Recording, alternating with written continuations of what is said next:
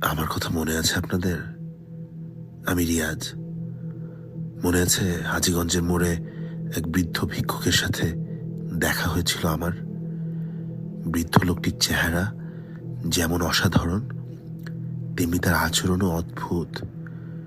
প্রথমে মনে হয়েছিল সে শুধুই একজন ভিক্ষুক, কিন্তু যতই সময় যায় তার সাথে দেখা হওয়ার ব্যাপারটা রহস্যময় হয়ে ওঠে।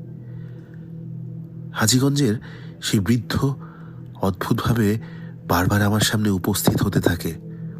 একবার ব্রিজের পাশে, তো আবার ফেরির উপর চায়ের দোকানে, এমনকি শরীয়তপুর ভোদরগঞ্জ যাওয়ার পথেও মুখোমুখি হই দুইজন। প্রতিবার তিনি একই কণ্ঠে বলেন, বাবা, কিছু টাকা দিবি? এই কথাটাই আমার মাথায় গেঁথে যায়।